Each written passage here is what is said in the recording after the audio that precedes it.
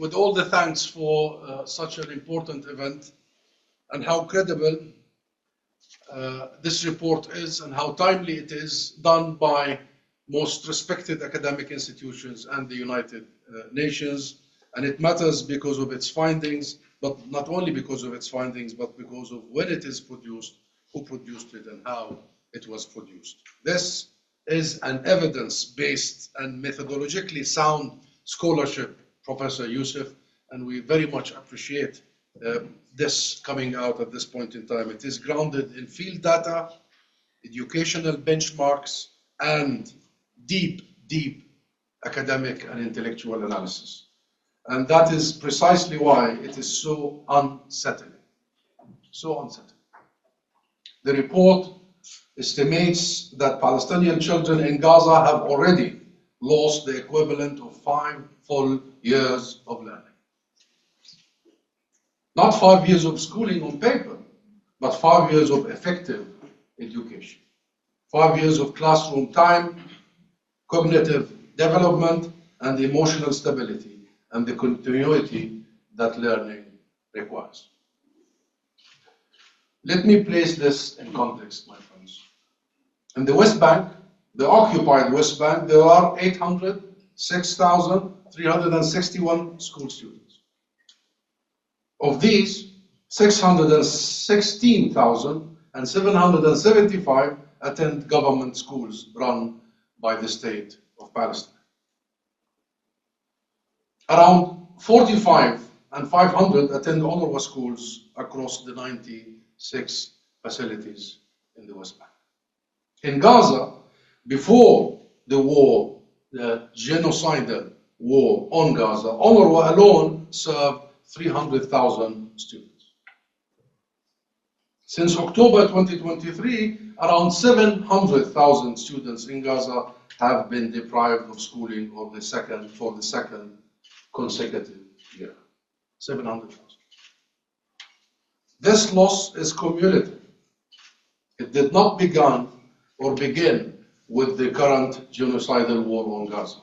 The report does show that Gaza's children had already lost 14 months of education between 2019 and October 2023 due to COVID, and before COVID due to the strictly blockaded strip, the Israeli imposed blockade on Gaza, and earlier military assaults on Gaza. As you know, 2023 was not the first time that Gaza was bombed and the education sector was targeted.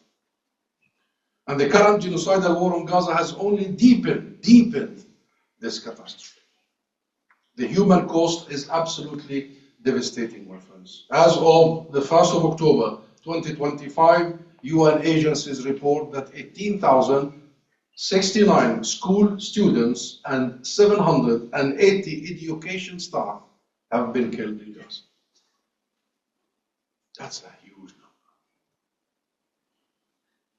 Another 26,391 students and 3,211 teachers, school teachers, university teachers, have been injured. These are not abstract figures. These are teachers who will never teach again. Students who will never graduate. An entire generation potential is being systematically erased. In Gaza today, the education sector has been almost entirely destroyed. More than 90% of schools have been damaged, many beyond repair. All universities in Gaza, every one of the 19 higher education institutions have been destroyed or severely damaged. Teachers have been killed or displaced, students are traumatized, and we are very well aware of the trauma that has been brought upon students as early as 6 years old and 7 years old and what happened. Students are grieving because they lost parents and family members and neighbors and friends and classmates, and they are scattered in tents all over the Gaza Strip. This is not collateral damage, my friends. It is a devastation of a fundamental human right, the right to education. International law is absolutely clear, as we just heard from Professor Munir. Education is not optional. It's not a privilege. It is protected. Under the Fourth Geneva Convention, an occupying power is obliged to ensure the functioning of education institutions of the occupying people. The UN Convention on the Rights of the Child affirms every child's right to education, even especially during conflict. The deliberate destruction of educational infrastructure and the creation of conditions that make learning impossible constitute a grave, grave war crime and violation of the very basic provisions of international law. This destruction is not accidental, nor it is merely a byproduct of war. Like the sustained attacks on UNRWA, the primary provider of education for Palestinian refugees, it is a targeted and intentional. Education is treated as a threat by the occupying force. Knowledge is treated as resistance. What we are witnessing is what scholars increasingly describe as scholasticide or educide. The systematic destruction of an education system in order to disable a people's future. That's it. That is it. An act of erasure. But Gaza, my friends, is not the only place where Palestinian education is under attack. Gaza is not the only place where Palestinian schools and universities are under assault. I have just literally returned from the occupied West Bank. What I witnessed there was deeply, deeply shocking. In particular, the speed of land appropriation and the escalation of settler violence carried out with full protection and backing of the Israeli army. During this visit, my visit, I returned to Birzeit University. I say returned because Birzeit is my alma mater. I'm a proud Birzeitian. It is where I was formed, shaped as a student and as a Palestinian, a citizen. I went on a solidarity visit following a raid by Israeli forces on the 6th of January, 2 weeks ago, during which 11 students were shot, injured, including 5 with live ammunition. This was unprecedented. For the first time in Birzeit's history, Israeli forces launched a large-scale military operation on campus during school hours, in the middle of the day. Around 11,000 students were present. 11,000. Israeli forces smashed through the main gates. They fired live ammunition, tear gas, and stun grenades directly at students and faculty, in classrooms and in the country house. They detained the vice president for academic affairs. They destroyed student property. Birzeit was not targeted because it posed a security threat, I assure you. It was targeted because it was a space of learning, debate, and the freedom of expression. Do you know why the Israeli army stormed Birzeit University? Because the students were about to show the Hind Rajab film. That's the reason.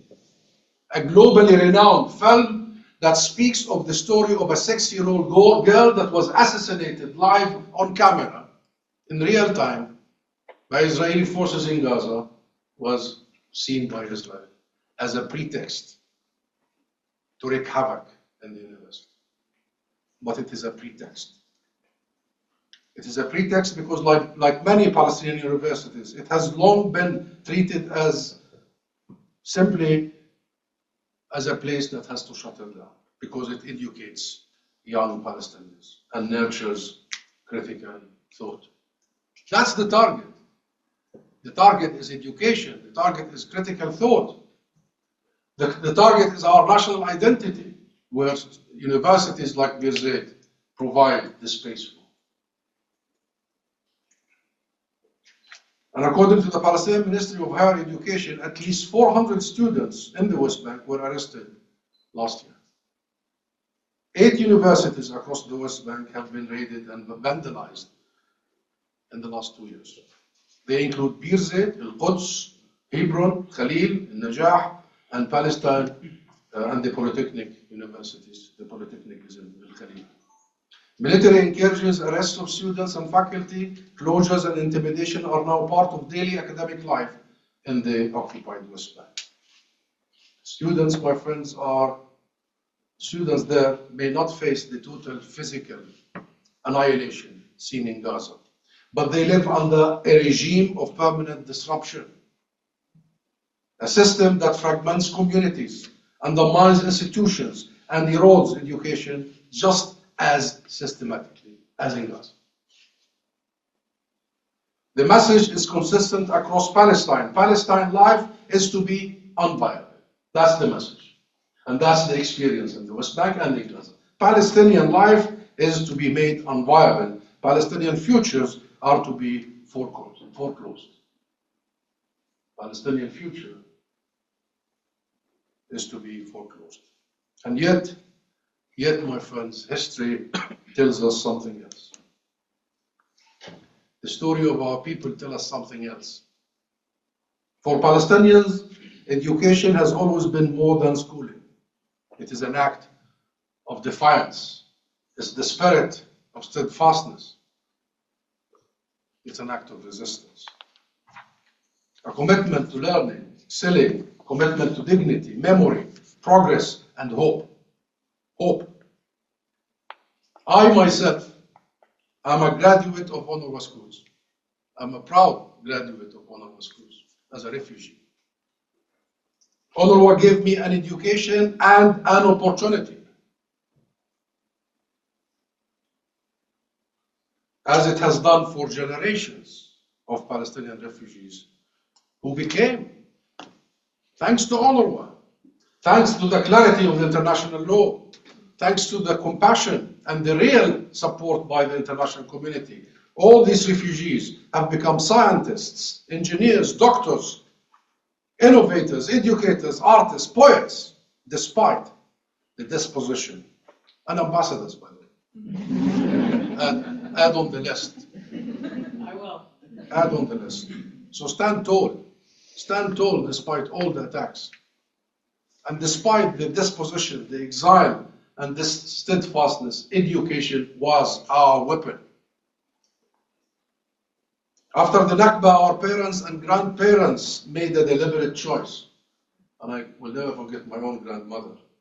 She made a deliberate choice. We all collectively made a deliberate choice. If our land could be stolen, and it was stolen, our minds would not be surrendered. Our minds will not be surrendered. Our future would not be appropriated. Even today, amid the ruins of Gaza, some universities have begun to reopen. What a sight. What a message. What defiance. What spirit. Under tents, in damaged buildings, among rubble. This is not normality, my friends. It is defiance. It is the Palestinian spirit. It's the investment that we know worth every single effort. It is what we Palestinians call sumud, steadfastness. It is the determination of students who insist on learning, teachers who refuse to give up, and I salute the Palestinian teachers for what they have gone through the last 2 years and still insist to teach their kids and their students intense in whatever materials, basic materials they could lay their hands on. Communities who understand that education is survival. Education is survival. This is not the first time Palestinians have had to rebuild after mass devastation. In the Nakba events of 1948, Gaza absorbed hundreds of thousands of refugees, including my own parents and myself, and rebuilt from virtually nothing. Time and again, after each wave of destruction, we, the Palestinian people, rebuild. We rebuild our lives, our homes, our schools, our universities. Even if we start teaching our students in tents. You know, most of these universities you follow in Gaza, including Al-Azhar University, and they started in tents. So just to conclude, my friends, because I told you, we understand very well that education is our lifeline and the foundation of our better future. I want to end by saying this: the task before us today is monumental, absolutely monumental, but it is not impossible. Let me be absolutely clear. Reconstruction must be led by Palestinians for Palestinians.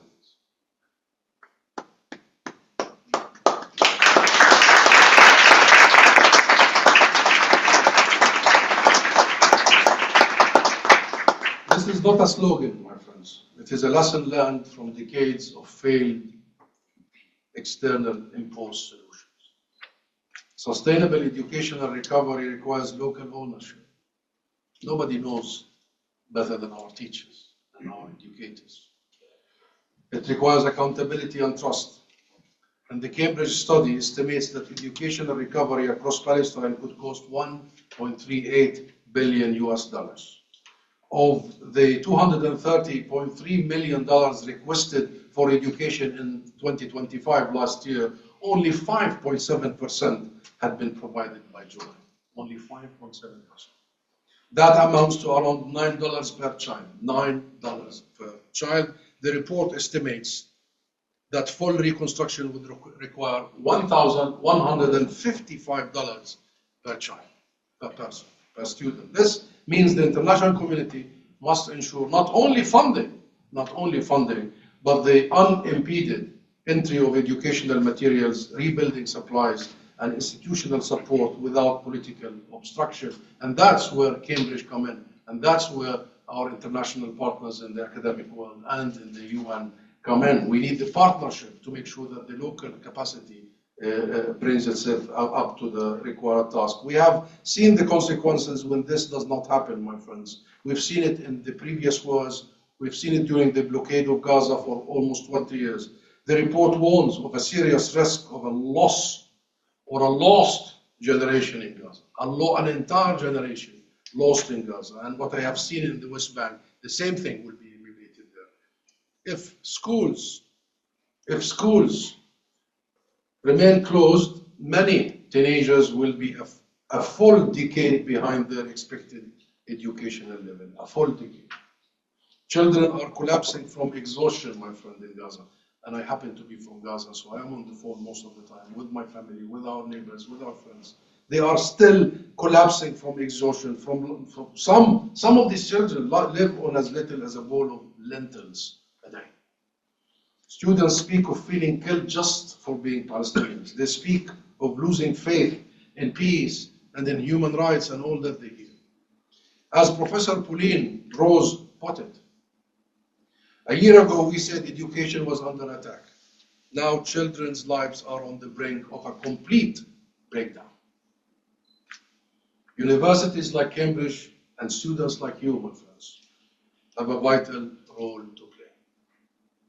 Not only as a witness, but as a participant, as a partner. Through ethical research partnerships, through defending academic freedom. Help your colleagues in Bir Zayt and in Najah, in Gaza and everywhere. They have the freedom to speak. Through insisting that education must never be a battlefield. Never be a battlefield. Your voices matter. Students' movements and academic advocacy have helped in the last 2 years shift the discourse. You have done it. Change is possible. And I will always remember the time I left this room the first time and went to the encampment. Remember, professors? What an inspiring moment of the young generation delivering their voice and their verdict. And change did happen. History is not change on its own. History is change. They have helped, you have helped governments around the world, including the UK, to reassess arms exports to Israel, impose sanctions on Israeli ministers and officials, respect and double support to UNRWA, including the UK, and respect international judicial system like the ICC, and recognize the state of Palestine.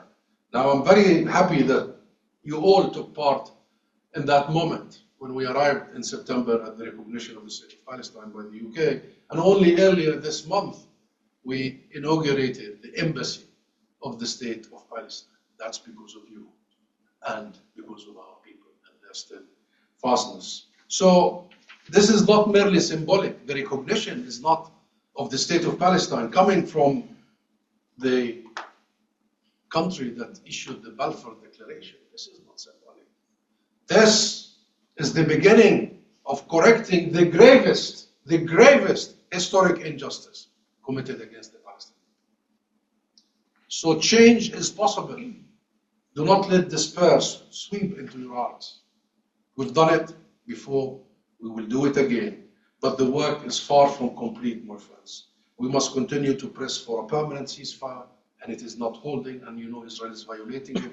We must continue for an unimpeded humanitarian and educational aid, not just humanitarian, for the full rebuilding of Gaza and its institutions, for the unity of the Palestinian people, land and political system, for accountability for all violations of international law, and for the enforcement of international law, despite what we have seen today in Davos. International law matters. We own it.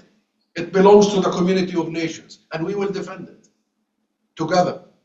We will defend it so the next generation, the future generations inherit what we have inherited.